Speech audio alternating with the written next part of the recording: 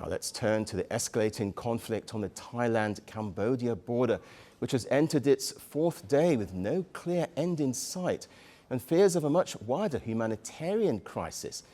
US President Donald Trump said he can step in to stop the violence.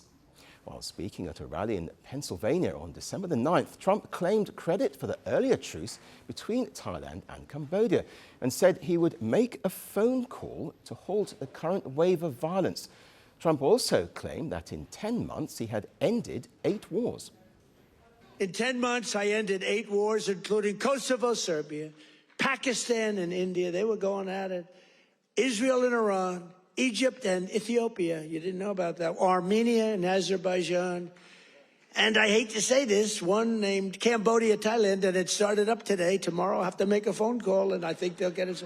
Who else could say, I'm going to make a phone call and stop a war of 2 very powerful countries, Thailand and Cambodia? They're going at it again. But I'll do it. So we're making peace through strength. That's what we're doing.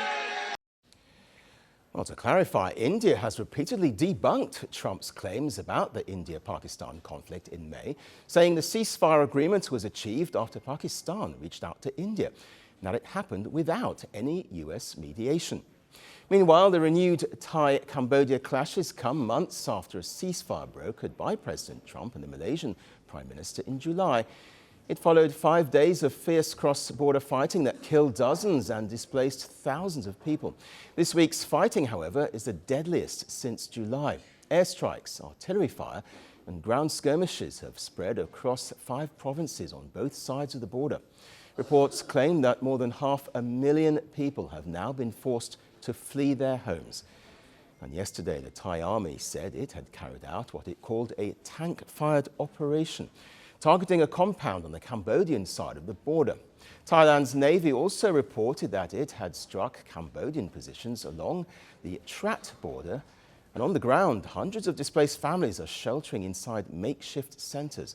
Many say they fled with minutes to spare, leaving homes, livestock and belongings behind.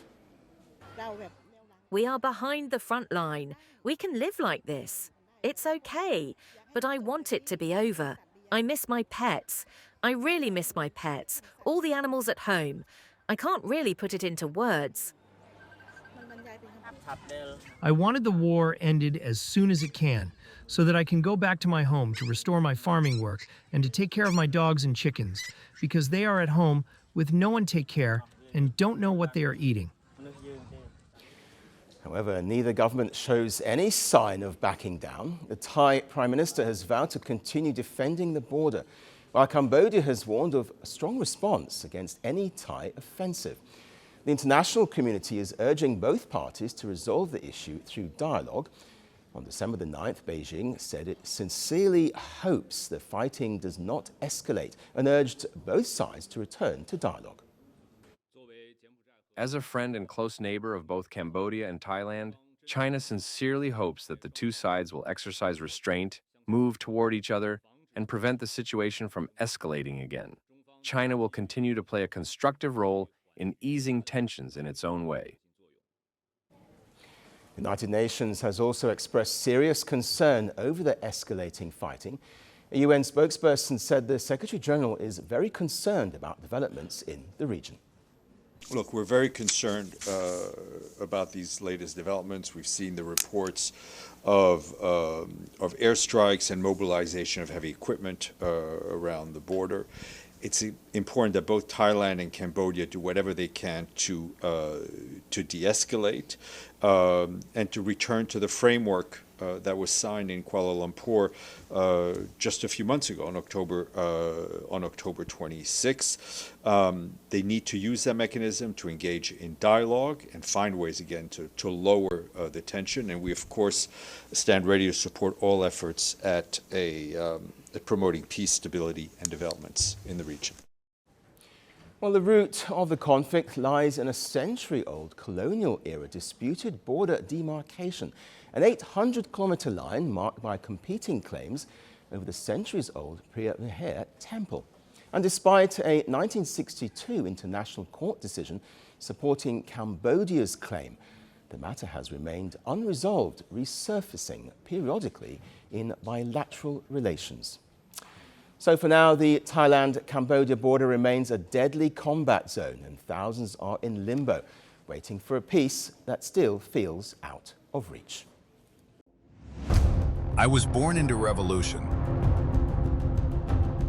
I inherited power like a crown. What I delivered was isolation. I built a personality cult that touched every home. Millions suffered hunger under my rule, but no one dared to speak. I ruled from palaces. My people queued for rice. I called myself the dear leader. History calls me something else, the dictator. Who am I?